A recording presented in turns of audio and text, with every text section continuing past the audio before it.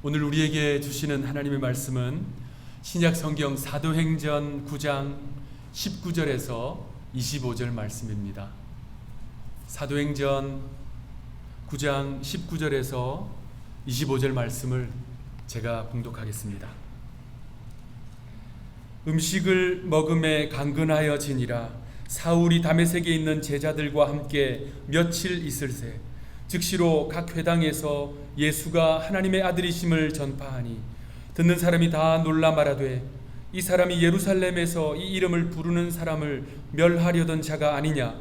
여기 온 것도 그들을 결박하여 대제사장들에게 끌어가고자 함이 아니냐 하더라. 사울은 힘을 더 얻어 예수를 그리스도라 증언하여 다메섹에 사는 유대인들을 당혹하게 하니라. 여러 날이 지나매 유대인들이 사울 죽이기를 공모하더니 그 계교가 사울에게 알려지니라. 그들이 그를 죽이려고 밤낮으로 성문까지 지키거늘 그의 제자들이 밤에 사울을 광주리에 담아 성벽에서 달아내리니라. 아멘. 오늘은 9월의 첫 주일입니다. 9월을 예배로 시작하는 여러분들에게 하나님의 놀라운 은총이 있기를 주님의 이름으로 축원합니다. 오늘은 영화 한 편 소개해 드리면서 말씀을 시작하겠습니다. 2010년도에 개봉한 The Book of Eli, 한국에서는 일라이라는 제목으로 개봉된 영화입니다. 미국 영화예요. 기독교 영화는 아니고요, 할리우드 액션 영화입니다. 그런데 기독교 정신, 가치, 이 복음이 이 영화의 중심을 이룬다는 것을 부인할 수 없는 영화입니다. 지구상에 대전쟁, 대재앙이 있은 지 30년이 지난 2043년, 폐허가 된 지구가 이 영화의 배경입니다. 주인공 일라이란 말은 히브리어로 나의 하나님이라는 뜻이에요. 구약 성경 엘리야와 같은 말입니다. 이 주인공 일라이는 지구상에 단 한 권밖에 남지 않은 아주 소중한 책을 소유하고 있었습니다. 그는 그 책을 가지고 미대륙, 우리가 사는 이 미대륙 동쪽 끝에서 서쪽 끝까지 이동하고 있었어요. 그는 30년 전에 하늘로부터 신비로운 계시를 받았습니다. 그 소중한 책을 이 서부 캘리포니아 해안에 있는 어느 특정한 장소로 안전하게 옮기라 라고 하는 신비로운 계시를 받고 30년 동안 그 책을 가지고 걸어서 이 서부 해안으로 오고 있었습니다. 그런데 이동 중에 악당 독재자 카네기라는 인물을 만나게 돼요. 이 카네기라고 하는 사람은 이 일라이의 책을 빼앗아서 자신의 권력에 악용하려고 합니다. 결국 이 카네기 일당과 이 주인공과 혈투가 벌어집니다. 주인공은 크게 부상을 입어요. 그리고 그 책을 빼앗기고 맙니다. 그런데 이 주인공은 서쪽을 향한 그 길을 멈추지 않고 계속 갑니다. 결국 캘리포니아 해안에 당도하게 돼요. 그리고 배를 타고 어느 섬에 갑니다. 섬에 갔더니 무장하고 그 섬을 지키고 있는 경비병들이 있습니다. 주인공 일라이가 그 경비병을 향해서 큰 소리로 외칩니다. 여기 성경을 가지고 왔어. 그러니까 이 주인공 일라이가 목숨을 걸고 지켜온 것이 바로 성경이었던 거죠. 그런데 제가 말씀드린 대로 이 일라이는 악당 카네기에게 성경을 빼앗겼잖아요. 그의 미션이 실패한 것일까요? 그렇지 않습니다. 그는 지난 30년 동안 그 성경을 가지고 오면서 하루도 빠짐없이 그 성경을 읽었어요. 그래서 그는요, 성경을 창세기에서부터 요한계시록까지 통째로 다 암기했습니다. 그는 큰 부상을 입어서 이 주인공이 덴젤 워싱턴이거든요. 죽어가면서 창세기에서부터 구두로 한 구절씩 이야기해 줍니다. 그래서 필사자로 하여금 그것을 받아 적게 해서 한 권의 성경책을 만들어냅니다. 마치 이 구약 성경의 포로기에 학사 에스라가 성경책을 다시 집대성한 것처럼 이 주인공 일라이는 창세기에서부터 요한계시록 마지막 구절까지 이야기해주고 그 자리에서 숨을 거두게 됩니다. 그 영화에서 잊혀지지 않는 장면은 앞서 말씀드렸던 부상당한 일라이가 가까스로 섬에 도착해서 경비병을 향해서 큰 소리로 외치는 장면입니다. 여기 성경책을 가지고 왔어. 그러니까 주인공 일라이 자체가 성경책이 되어버린 것입니다. 하나님의 말씀을 전해주는 통로가 되었고요. 하나님의 말씀을 담는 그릇이 되었어요. 지난 3월부터 성경 필사를 해왔어요. 거의 7개월 가까이 우리 많은 성도들이 지금 완료하신 분도 있고 아직도 써내려가시는 분들이 있습니다. 그러면서 말씀이 여러분의 심령에 깊이 새겨진 줄로 믿습니다. 이 주인공이요, 영화의 후반부에 이런 이야기를 합니다. 나는 이 성경의 내용을, 이 성경을 보존하는 것에 집착해서 그 내용 그대로를 살아내는 것을 잊고 있었다. 이 대사를 이야기하면서 그리스도인이 하나님의 말씀인 성경을 어떻게 대해야 하는지 깊이 고민하게 만들어 줍니다. 여러분, 이 성경은요, 우리에게 단순히 종교적 지식을 쌓으라고 주신 책이 아니지요. 하나님의 말씀인 이 성경은 기록된 그대로 살아가도록 우리에게 주신 말씀입니다. 오늘 설교 제목이 그리스도인의 암과 삶입니다.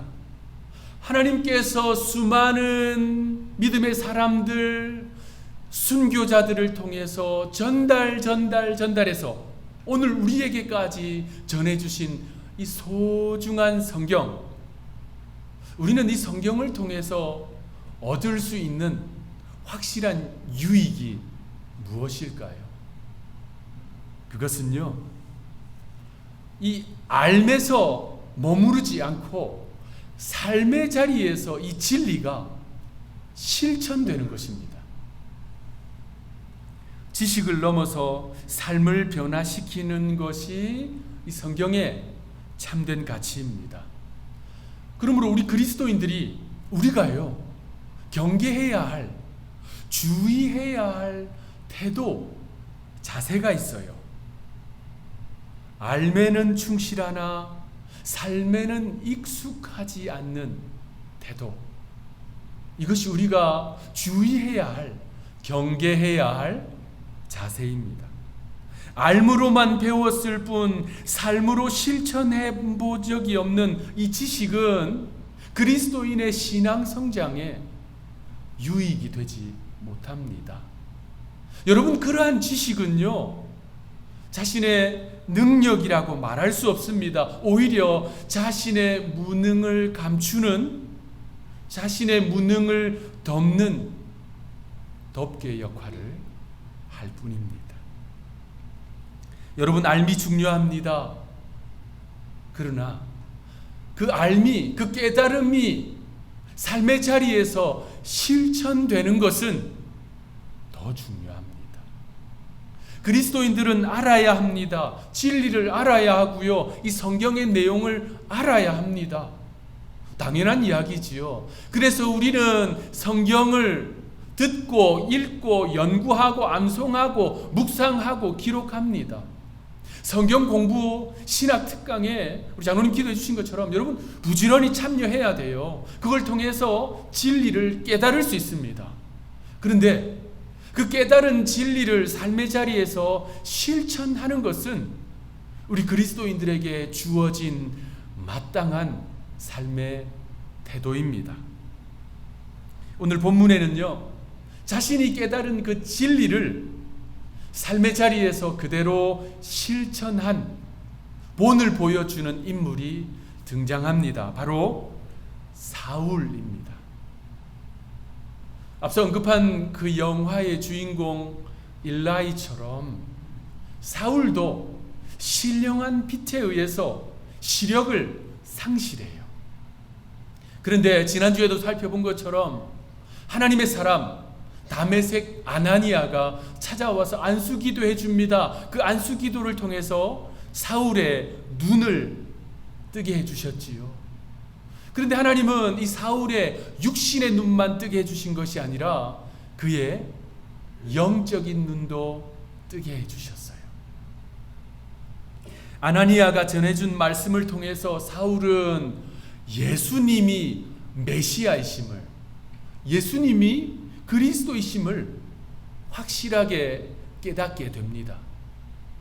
사울에게 깨달음이 생겼다는 거예요. 오늘 설교 제목처럼 알미 생겼습니다. 그런데 사울은 그 알매 자리에서 만족하지 않았어요. 삶의 자리로 달려나갔습니다. 오늘 본문 20절 말씀 우리 합독하겠습니다. 시작. 즉시로 각 회당에서 예수가 그는 하나님의 말씀을 듣고 진리를 깨달았어요. 그리고 깨달은 대로 행했습니다. 어떻게 해요? 즉시로 행했습니다. 미루지 않고 자신의 생각과 계산으로 따지지 않고 깨달은 진리 그대로 행했습니다. 즉시로, 즉각적으로. 여러분, 하나님은 하나님의 백성들의 이러한 즉각적인 순종의 태도를 매우 기뻐하십니다. 아브라함은 자신의 독자 이삭을 번제로 드리기 위해서 이른 아침에 떠났습니다. 베드로는 주님의 부르심 앞에 즉시로 그물을 버려두고 주님을 따랐습니다. 삭개오는 주님의 말씀에 즉시로 나무에서 내려와서 주님을 자신의 집으로 모셨습니다. 이들 모두는 그러한 즉각적인 순종을 통해서 구원을 경험했고 큰 은혜를 경험했습니다. 여러분, 주님께서 여러분들에게 선한 일을 행할 마음을 주실 때에 미루지 말고 즉시로 행하시기를 바랍니다. 주님께서 여러분들에게 복된 일을 행할 마음을 주실 때에는 미루지 말아야 합니다. 이 마음이 바뀌기 전에 즉시로 행해야 합니다. 미루어서 시간이 조금만 지나면요, 온갖 생각들이 떠오릅니다. 소위 합리적인 생각들, 계산들이 떠올라서 그 마음을 흔들어 놓습니다. 그러면 어느새 하나님이 주신 그 선한 생각은 여러분들의 마음에서, 중심에서 점점 구석으로 밀려나고 어느새 그 생각은 사라지고 맙니다. 이것은요, 수많은 그리스도인들이 믿음 생활을 하면서 반복적으로 행하는 실수입니다. 사울은 하나님의 말씀을 들었어요. 하나님의 말씀을 깨달았어요. 그리고 즉시 행함의 자리로 나아갔습니다. 사울이 나아간 곳은, 사울의 실천의 장소는 다메섹에 있는 유대교 회당이었어요. 그는 그곳에 가서 주저하지 않고 예수가 그리스도이심을 선포했습니다. 그것도 유대교 회당에서요. 다메섹의 유대인들은 크게 놀랐습니다. 큰 혼란이 일어났고요, 소동이 일어났습니다. 그럴 수밖에요. 수도 예루살렘 성전이 있는 그곳에서 대제사장으로부터 특별 공문을 받아서 혈기가 충천한 가운데 그리스도인들을 잡아가겠다고 달려온 사울 아닙니까? 그가 하루아침에 180도로 바뀌었어요. 놀랄 수밖에요. 소동이 일어날 수밖에요. 그런데 그곳에서 사울이 복음을 전하는 것을 멈추지 않고 계속했습니다. 참다 못한 유대인들이 사울을 죽이기로 결의합니다. 이 소문이 사울에게까지 전달되었어요. 오늘 본문 23절부터 25절까지 우리 한 목소리로 읽겠습니다. 시작. 여러 날이 지남에 유대인들이 사울 죽이기를 공모하더니 그 계교가 사울에게 알려지니라. 그들이 그를 죽이려고 밤낮으로 성문까지 지키거늘 그의 제자들이 밤에 사울을 광주리에 담아 성벽에서 달아내리니라. 사울을 죽이겠다고 밤낮으로 성문을 지키고 있었습니다. 그런데 25절을 보니까 사울의 탈출을 도운 사람들이 그의 제자들이라고 기록되어 있어요. 사울이 다메섹에서 복음을 전하니까 그가 전한 복음을 듣고 믿고 그를 따르는 사람들이 생긴 거예요. 그러니까 알매 자리에서 삶의 자리로 나아가 실천한 이 사울의 영향력이 어떠했는지 잘 보여주는 대목입니다. 사울의 제자들이 사울을 살리겠다고 그를 큰 광주리 바구니에 담았어요. 그리고 줄에 묶어서 그를 성벽에서 달아 내려서 안전하게 탈출시켰습니다. 우리의 믿음은 알매 자리에서 머물러 있어서는 안 됩니다. 삶으로 나아가야 합니다. 여러분, 성경은 우리가 믿음으로 구원을 받는다라고 분명하게 말씀하고 있습니다. 저는 이 사실을 확실히 믿습니다. 그런데 여러분, 그 믿음이 어떤 믿음이냐는 거예요. 구원받을 만한 믿음이 어떤 믿음인가? 이것이 중요합니다. 구원받는 믿음은 단순한 지식적 믿음이 아니에요. 동의 수준이 아닙니다. 이 믿음은 삶을 내포하고 있는, 삶을 담보하고 있는 믿음입니다. 그래서 주님은 다음과 같이 질문하십니다. 누가복음 6장 46절 우리 함께 읽어보겠습니다. 시작. 너희는 나를 불러 주여 주여 하면서도 어찌하여 내가 말하는 것을 행하지 아니하느냐. 주님의 질문이에요. 그리고 주님은 다음과 같이 말씀하십니다. 마태복음 7장 21절 같이 읽겠습니다. 시작. 나더러 주여 주여 하는 자마다 천국에 들어갈 것이 아니요 다만 하늘에 계신 내 아버지의 뜻대로 행하는 자라야 들어가리라. 어떤 사람이 천국 간다고요? 어떤 사람이 구원받는다고요? 아버지의 뜻대로 행하는 사람들. 이 말씀은 구원받는 믿음이 어떤 믿음인지 분명하게 말씀해 줍니다. 주님께서 말씀하시는 믿음은 알매서 그치는 것이 아니라 삶에까지 나아가는 믿음인 거예요. 부족하지만, 연약하지만 삶의 자리에서 치열하게 그 믿음을 살아내는 그러한 믿음. 야고보서는 이 사실에 흔들림이 없는 쐐기를 꽝하고 박습니다. 야고보서 2장 14절부터 18절 말씀을 저와 여러분들이 교독하고 마지막 절 합독하겠습니다. 14절 제가 읽겠습니다. 내 형제들아, 만일 사람이 믿음이 있노라 하고 행함이 없으면 무슨 유익이 있으리요? 그 믿음이 능히 자기를 구원하겠느냐? 만일 형제나 자매가 헐벗고 일용할 양식이 없는데 너희 중에 누구든지 그에게 이르되 평안히 가라, 덥게 하라, 배부르게 하라 하며 그 몸에 쓸 것을 주지 아니하면 무슨 유익이 있으리요?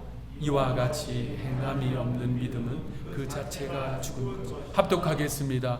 어떤 사람은 말하기를 너는 믿음이 있고 나는 행함이 있으니 행함이 없는 네 믿음을 내게 보이라. 나는 행함으로 내 믿음을 내게 보이리라. 더 나아가 야고보서 2장 21절 22절은 이렇게 확언합니다. 제가 읽겠습니다. 우리 조상 아브라함이 그 아들 이삭을 제단에 바칠 때에 행함으로 의롭다 하심을 받은 것이 아니냐. 네가 보거니와 믿음이 그의 행함과 함께 일하고 행함으로 믿음이 온전하게 되었느니라. 그리스도인의 믿음은 삶으로 나타나야 한다는 이 진리에 대해서 핑계하지 못하도록 성경은 이와 같이 확실하게 우리에게 말씀하고 있습니다. 그러므로 여러분 기억하십시오. 믿음은 구원의 조건이요, 행함은 구원의 결과입니다. 우리가 선한 일을 행하는 것으로 구원받을 수는 없지만 구원받은 사람들은 선한 일을 행합니다. 그러니까 행함, 믿음의 실천은 자신이 구원받은 사람이라는 사실을 증명해내는 구원의 결과인 것입니다. 그래서 믿음은요, 구원의 뿌리입니다. 행함은 구원의 열매입니다. 구원받은 사람은 선한 행위가 그 삶의 열매로 주렁주렁 맺힌다는 거예요. 더 나아가 믿음은 사람을 의롭게 하는데요, 행함은 그 믿음을 의롭게 합니다.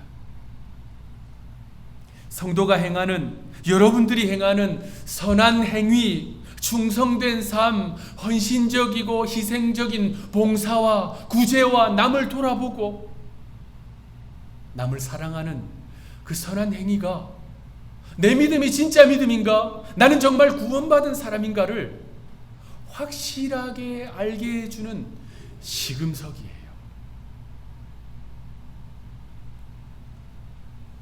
믿음으로 구원받은 사람은 말씀을 따라 살고 배운 대로 행하려고 애쓰고 아는 대로 실천하려고 발부둥합니다. 비록 때로는 실패하지요.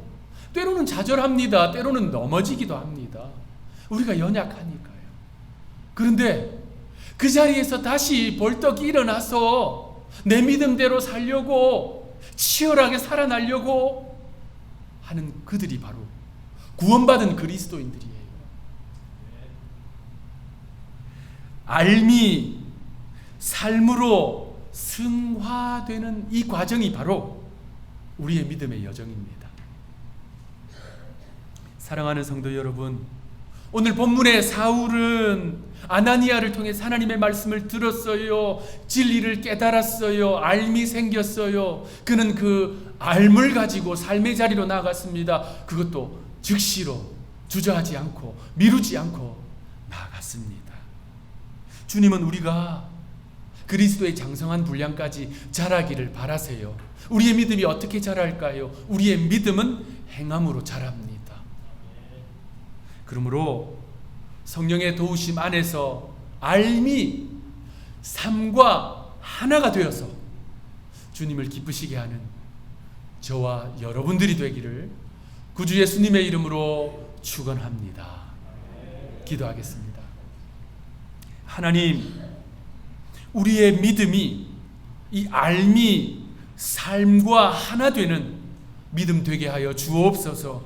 부족하고 연약하여서 때로는 쓰러지고 넘어질 때도 있지만 성령의 도우심 안에서 다시 일어나서 삶의 자리에서 내가 아는 믿음, 내가 깨달은 진리를 치열하게 살아내는 우리 그리스도인들, 하누리교회 백성들 되게 하여 주옵소서. 그래서 이 추수 때에 냉수같이 주님을 기쁘시게 하는 하나님의 백성들 삼아 주옵소서. 감사하고 구주 예수님의 이름으로 기도하옵나이다. 아멘.